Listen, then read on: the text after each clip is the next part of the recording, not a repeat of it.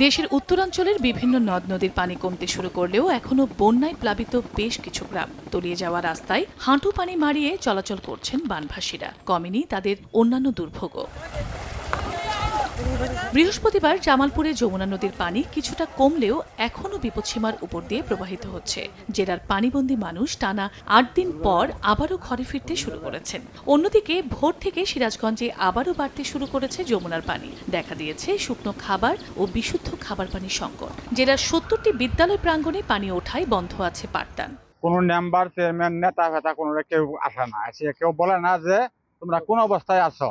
আর চোরের পানি তো আস্তে আস্তে যাইতাছে, বীরের মানুষ যে কষ্ট আছে এটা ধারণার বাইরে।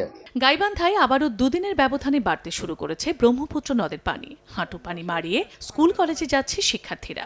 এখানে শুকাছিল পানি, এই কালকে হাতে পানি বের হয়ে গেছে, এই সড়ক ডুবে গেল কালকে হাতে। ঘরে ঘরে পানি উঠছিল, আবার পানিটা নামে গেছে, আবার বন্যা আবার পুনরায় আবার শুরু হয়ে গেছে। শুকনো খাবার যে কোনো যেমন ডায়রিয়ার ট্যাবলেট আর স্যালাইন জাতীয় জিনিসগুলো এগুলো তো দরকার। অর্ধেক পাউডারে দ্বিগুণ উজ্জ্বলতা। নতুন রিন অ্যাডভান্সড অর্ধেক পাউডারে দ্বিগুণ উজ্জ্বলতা। এদিকে কুড়িগ্রামে বিপদসীমা ছুঁই ছুঁই করছে তিস্তার পানি। অন্যান্য নদ নদীর পানি মিলিয়ে চরম বিপাকে চর ও নিম্নাঞ্চলের অন্তত ২ লাখ বাসিন্দা। দেখা দিয়েছে ভাঙনও। চন্দ্রা বিশ্বাস, ববি, সময় সংবাদ।